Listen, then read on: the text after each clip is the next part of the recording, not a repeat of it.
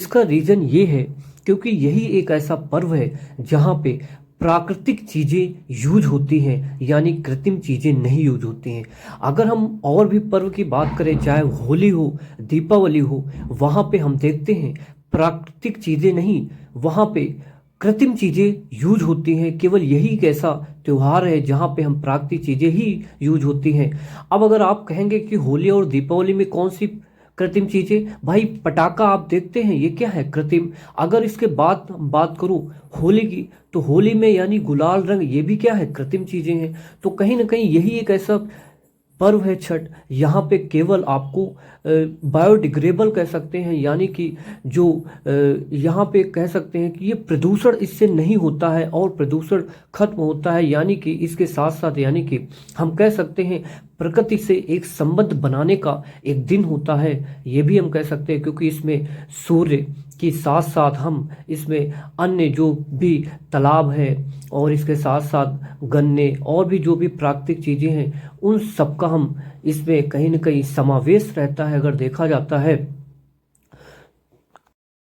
दोस्तों, हमने इस दिन एक प्रसाद बनता हुआ देखा होगा जिसका नाम होता है ठेकुआ। जी हाँ दोस्तों, इसका नाम है ठेकुआ। इसके अलावा अगर हम साइंटिफिक तौर पर बातें करें, क्योंकि हम लोग बाबा तो है नहीं, हम लोग बात करेंगे साइंटिफिकली।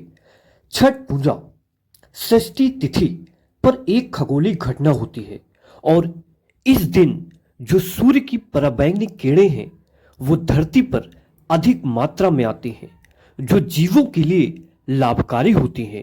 सूर्य की किरणें का वायुमंडल पर स्पेशल इफेक्ट होता है, जिससे धरती पर पहुंचने वाली ये किरणें, इनकी मात्रा नियंत्रित हो जाती है।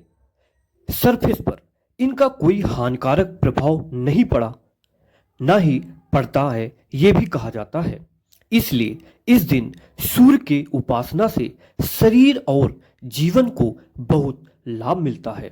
दोस्तों, इसके पहले हमने एक बात किया था षष्ठी तिथि, तो हम ये भी जानेंगे कि षष्ठी तिथि है क्या। दोस्तों, जैसे कि मान्यताओं के अनुसार माना गया है कि षष्ठी तिथि का मतलब होता है किसी पक्ष का छठा दिन, या शुक्ल या कृष्ण पक्ष की छठी तिथि होती है।